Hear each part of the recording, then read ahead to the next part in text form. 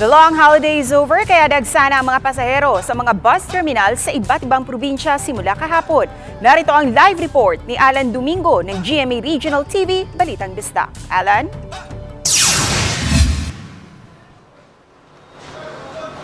Sa simula kahapon, ramdam na ang pagdami ng mga pasahero sa mga terminal ng bus sa iba't ibang parte ng bansa pabalik sa kanilang destinasyon.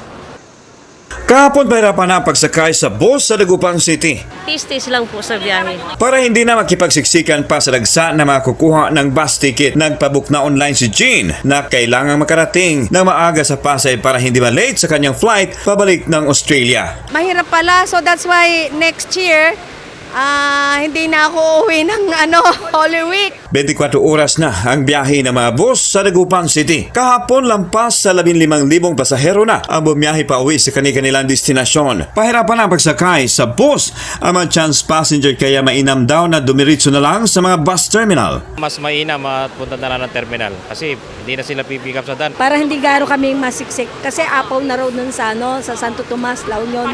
O kaya dito muna kami. Matapos ang ilang araw na bakasyon, mangilan-ngilan na rin ang mga pasahero sa Eusebio Bulaong Public Terminal sa General Santos City. Ayon sa commuter na si Marilyn, balik trabaho na raw siya matapos ang ilang araw na pagpapahinga. Inagahan niya raw talaga ang pagpunta upang hindi mahuli sa kanyang flight sa Davao International Airport papuntang Maynila. Sayang biyahe, malangay-langay, manggod, mauto, nagsayon lang og biyahe. Ayon sa management na naturang terminal, asahang dadagsa pa mga pasahero ngayong araw. So kaya uban man gud kay gina-maximize gud nila ang time sa vacation. Nasa 78 passengers ang seating capacity ng eroplanong araw-araw na bumibiyahe ng Maynila, Naga, Manila sa Naga Airport sa bayan ng Pili, Camarines Sur.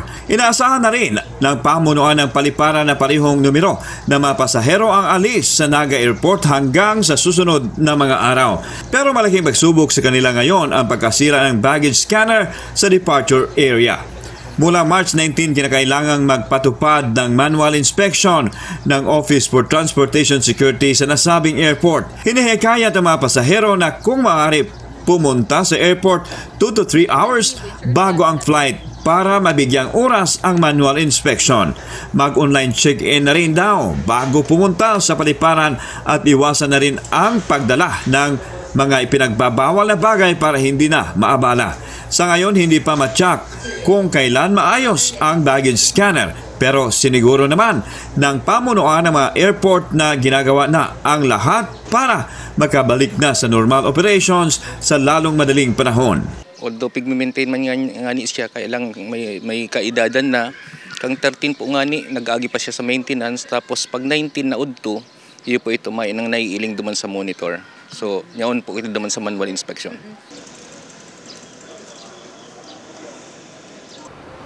Sa mga oras na ito, balik sa normal na ang sitwasyon sa mga terminal dito sa Cebu City. Dito nga sa Cebu North Bus Terminal, konti na lang mga paserong dumadating kung ikukumpara natin kahapon. Ses!